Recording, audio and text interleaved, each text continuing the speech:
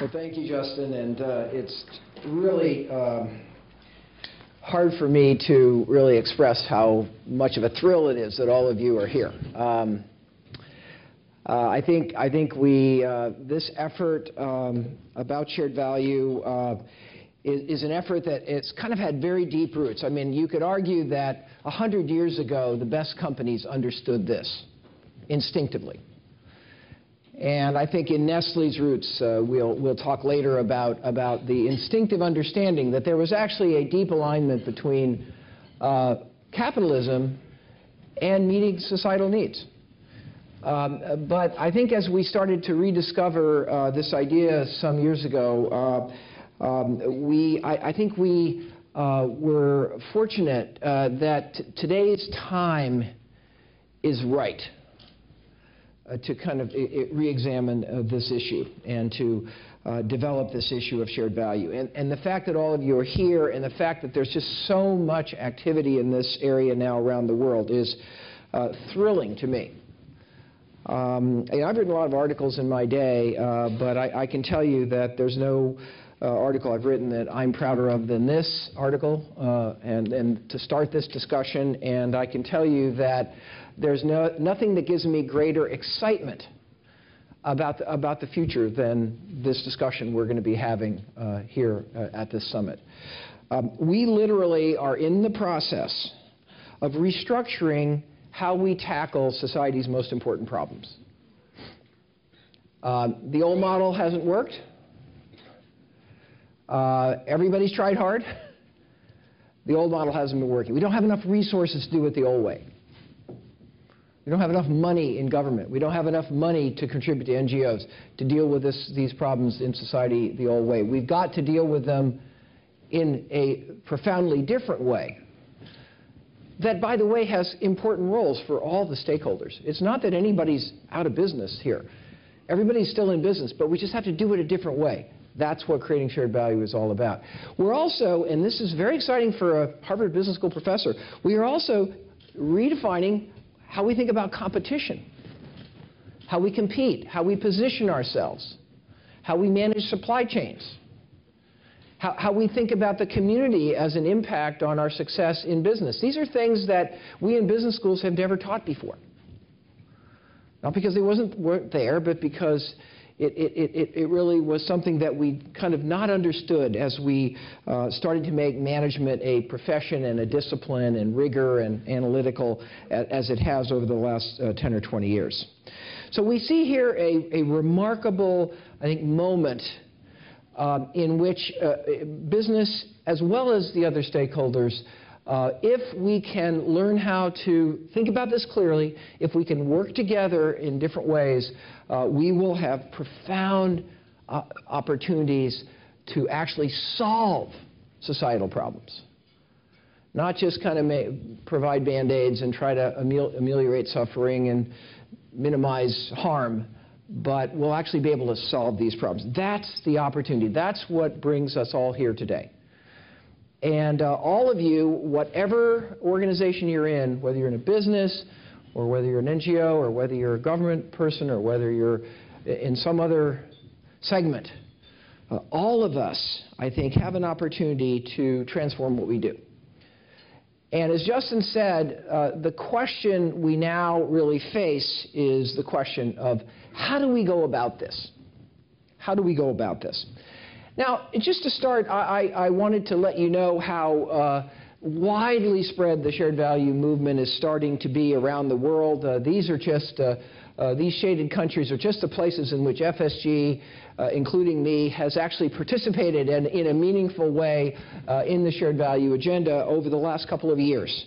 And there are probably more that we missed. This is a discussion that's taking place in developing countries, it's taking place in advanced countries, it's taking place in every region of the world.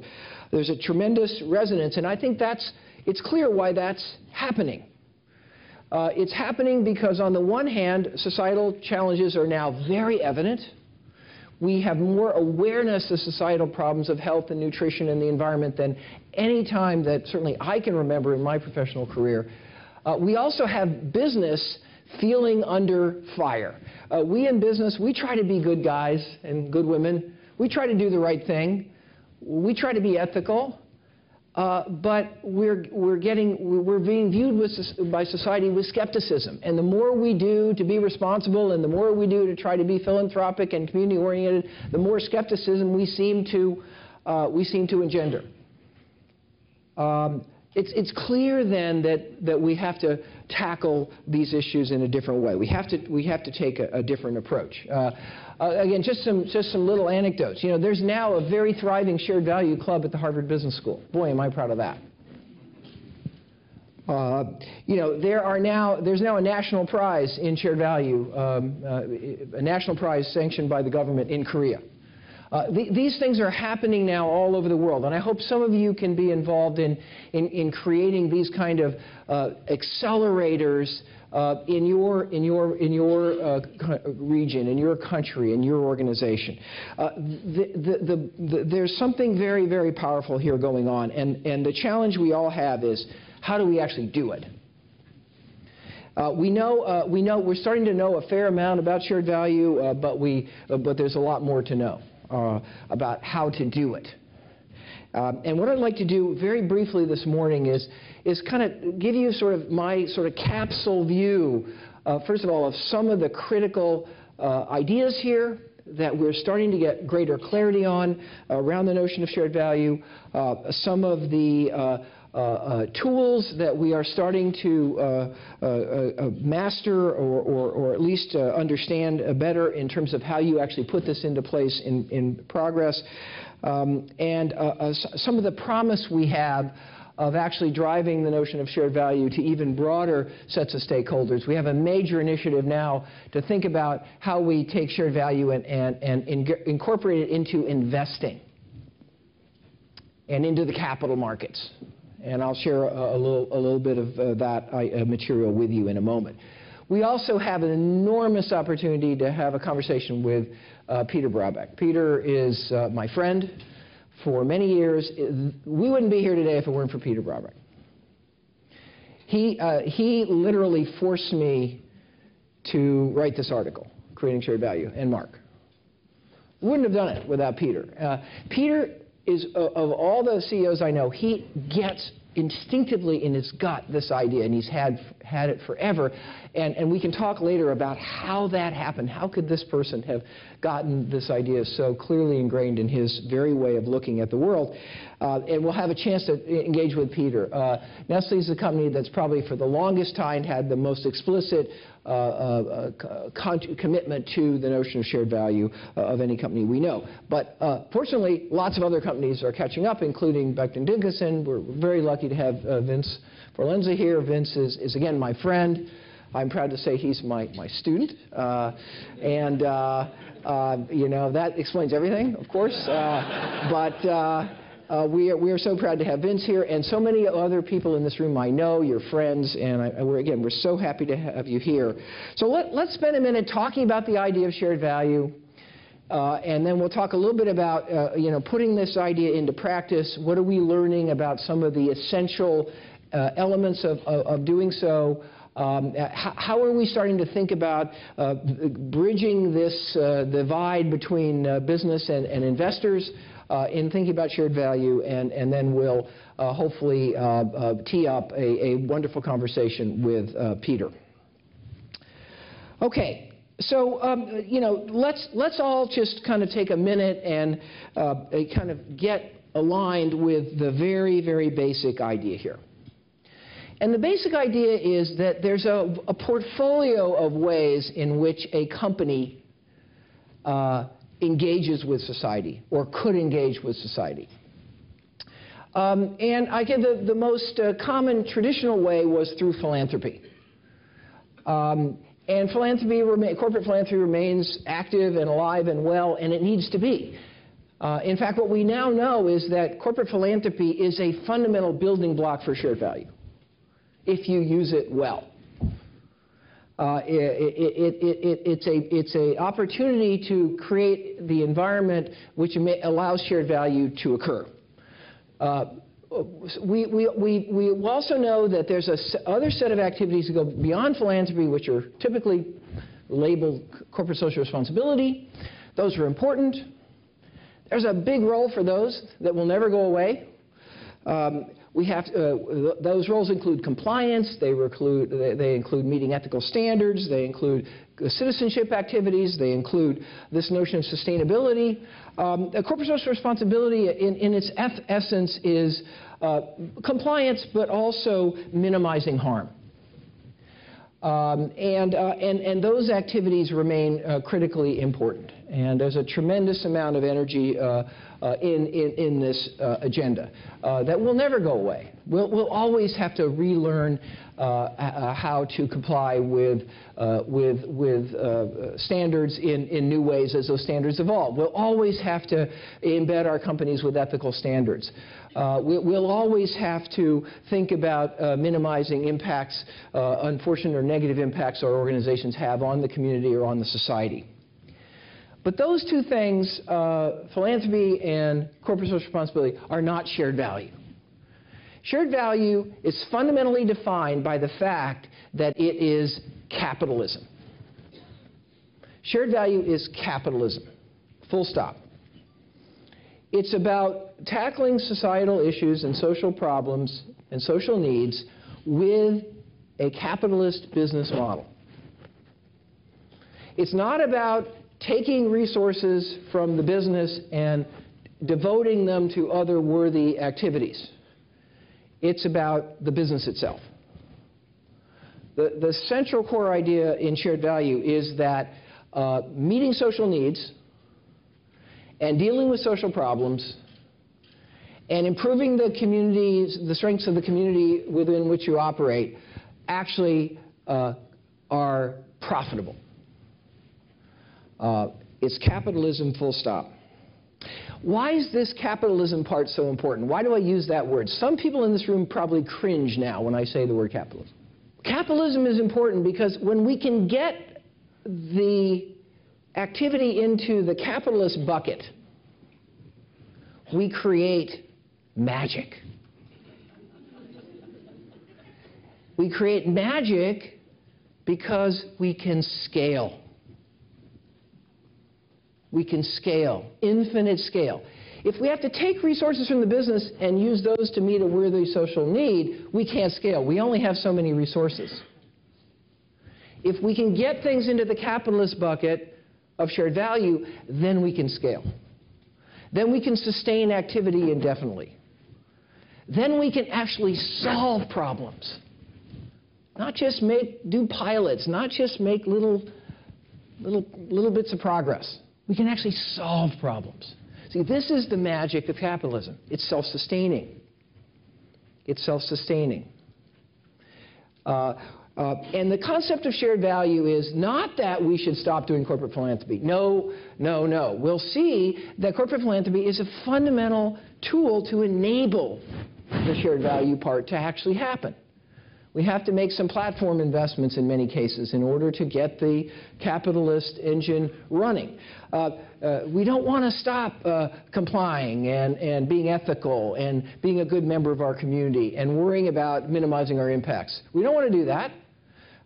That's all fundamental to being the kind of companies we all want to be and winning the respect of society. But the real prize here, if what we care about is not just our reputation, but actually making a difference, is shared value. That's the real prize. If we can get as many things that we do, addressing as many societal issues into the shared value column, then we're really off to the races. That's, I think, what we're all here to understand. How do we do that? But I can tell you there's still a lot of confusion over what we mean by shared value. I think what we're going to do next year in this con, we're going to get a list of all kinds of social initiatives that companies are doing, and we're going to give you a test, and we're going to ask you which ones of these are shared value and which ones are not. Because if you look at the typical list of things that a company is doing that I hear every day, there's still a lot of confusion about making this distinction. But the distinction is really important, because the nature of the activity is very different. It's not that CSR is bad, it's not that philanthropy is bad, it's just that CSV is different. because it has this magical aspect of scalability and sustainability that the other activities do not. Okay? Now, we know that in thinking about shared value, and this basic framing now is quite robust after years and years of work and many, many thousands and thousands of examples. We know that shared value is created in three fundamentally different levels, or in three fundamentally different ways in any business. All companies can create shared value, every single one. Not necessarily in every one of these areas, but always somewhere. So that's the starting point. We know that the particular opportunities for shared value are specific to the business. CSR is generic. ESG indicators are generic. Here's good things that everybody has to do. Shared value is specific to the particular business. The things that are material depend on the business.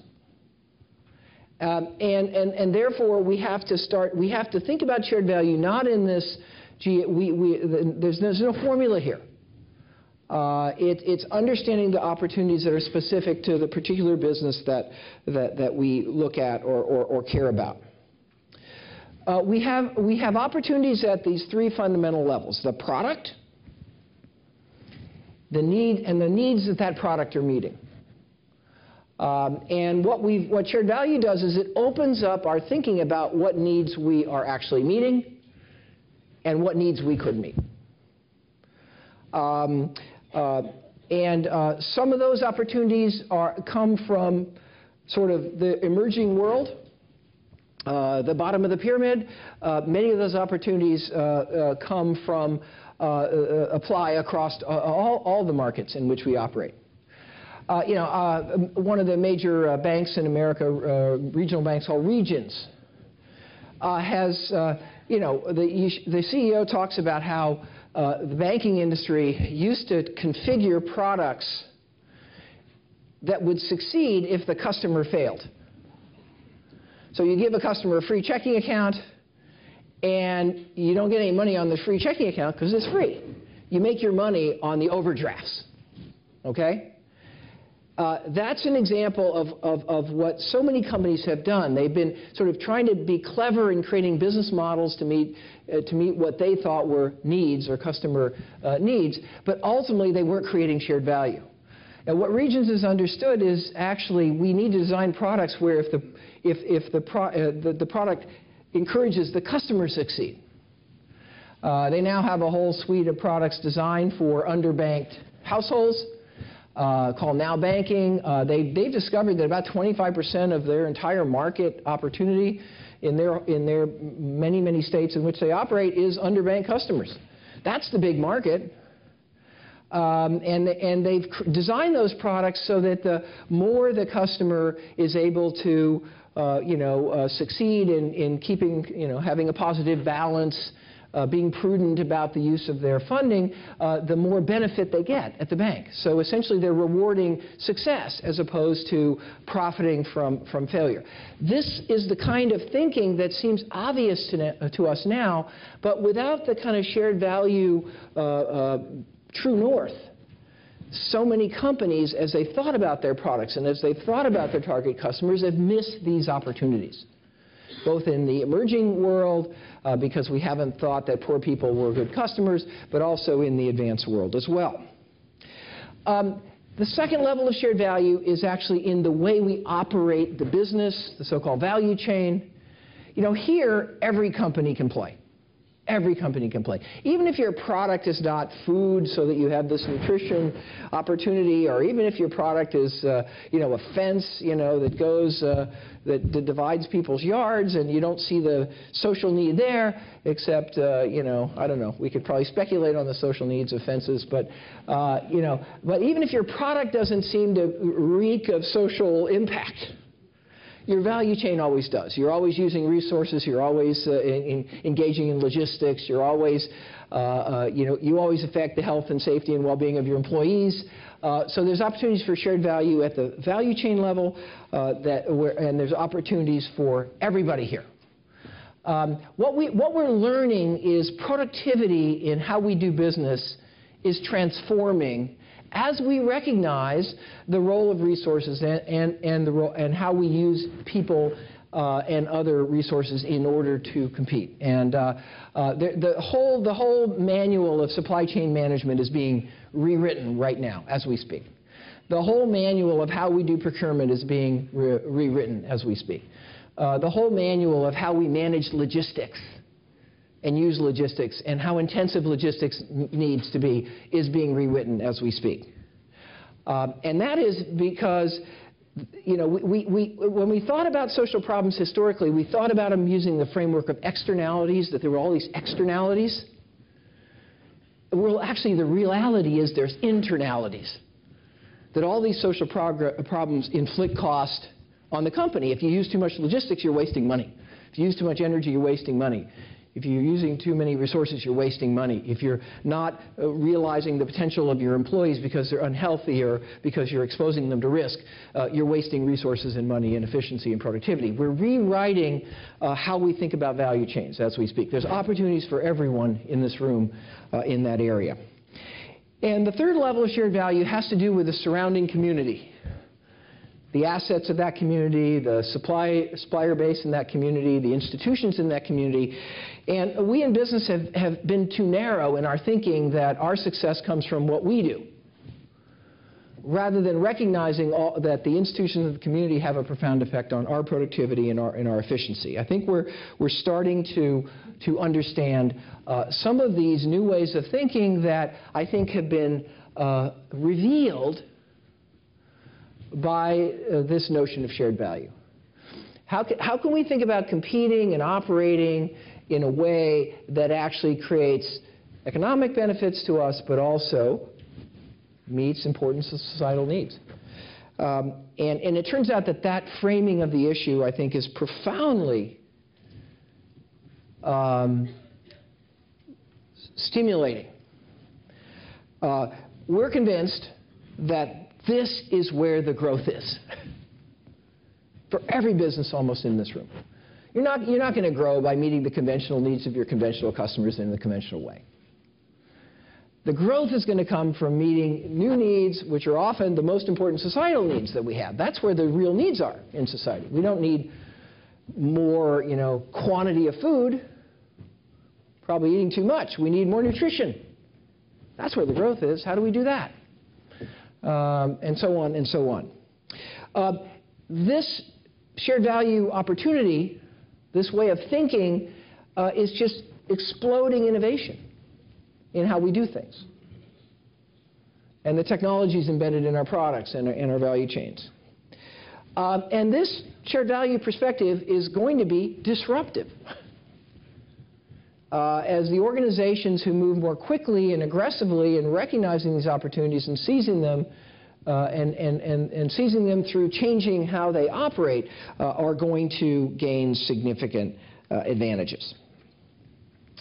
Now, shared value is something that we haven't really even tried to measure historically. We've tended to have in business, we've had our financial statements, and those get ever more complicated every moment of the day. We have more rules to follow. So we have our financial statements, and then we have our social reports, or our, whatever we call them, CSR reports. And they're two separate reports. And what we start to understand now is that in order to do shared value, we have to connect those reports. We have to understand the direct economic effects of our efforts to improve societal outcomes in whatever way is relevant to our business and our value chain and our community. And this direct line of sight between economic and social is uncomfortable. I have company after company tell me, well, we don't really want to talk about all the profit we're making, Because if we're making profit, even if we're solving the problem of world hunger, if we're making profit, people are going to look at us and say, well, that's not worthy. That's not really social impact. Of course, you know what? It's the opposite.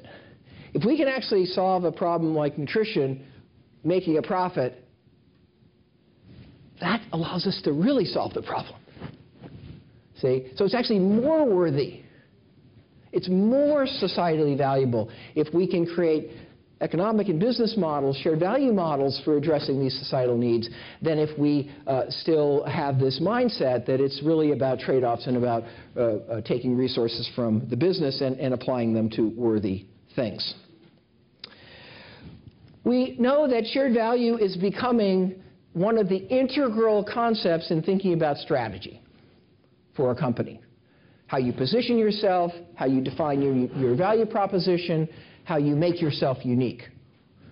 The great strategies of the future will have shared value dimensions. It'll be deeply embedded in the value proposition and in the set of choices companies make and the different sets of choices they make.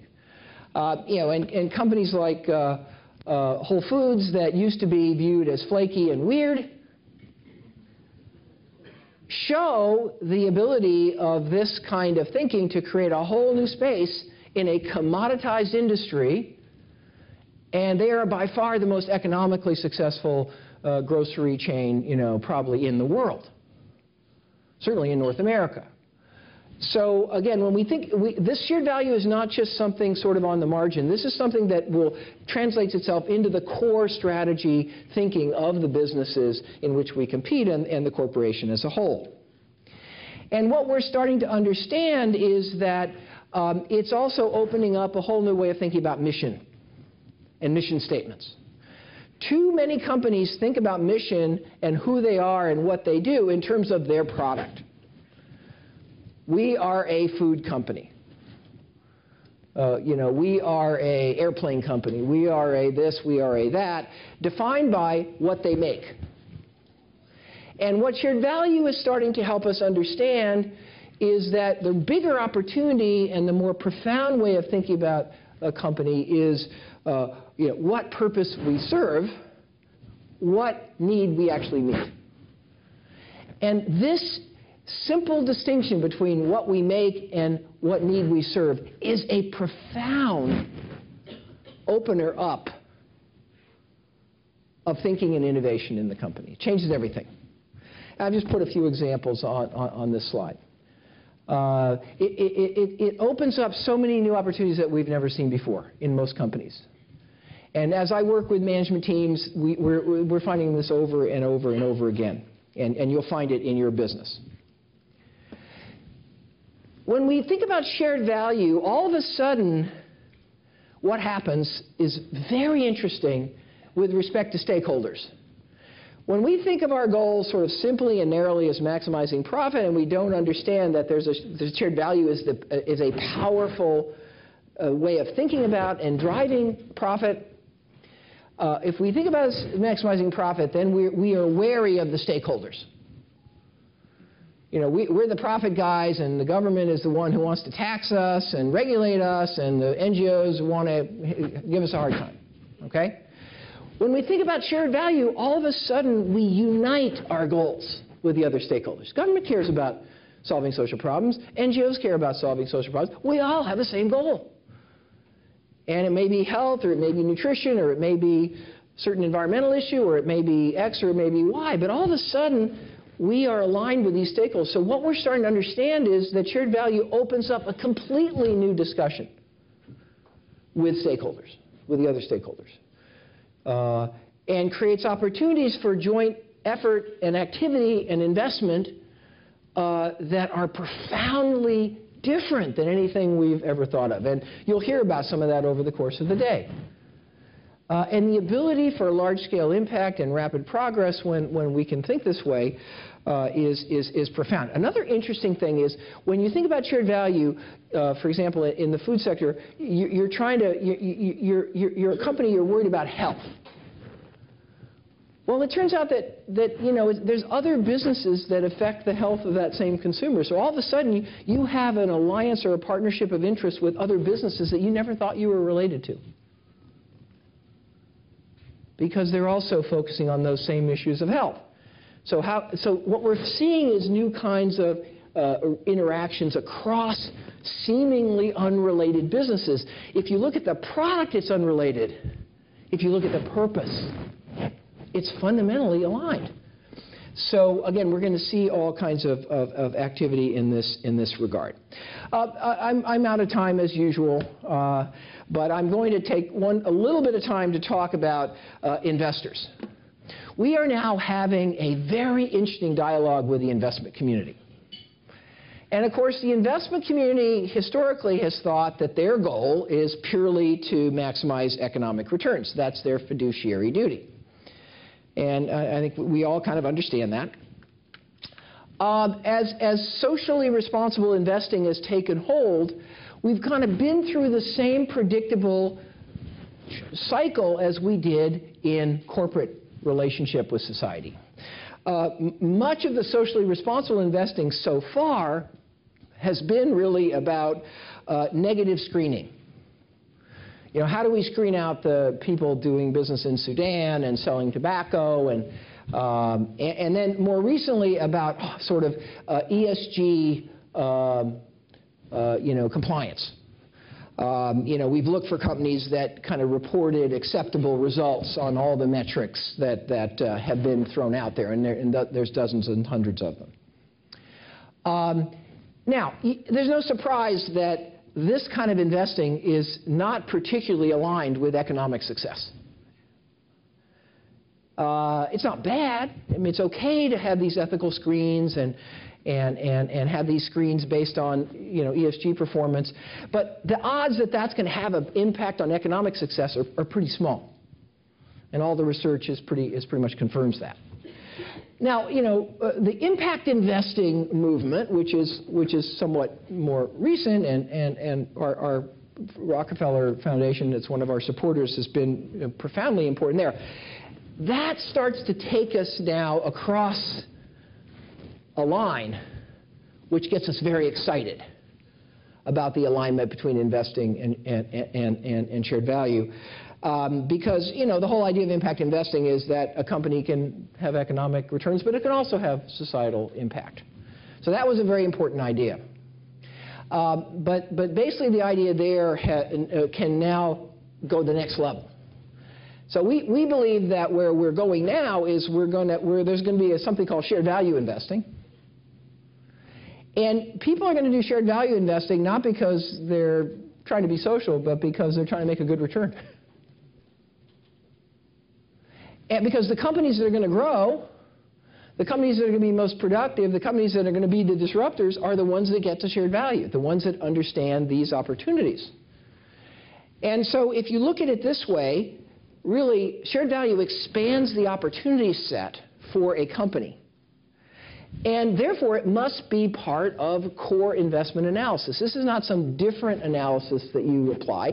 This is actually what good investment analysis is. It looks for companies that are innovating in terms of their product and their productivity and how they do business in ways that will distinguish them and differentiate them from competitors.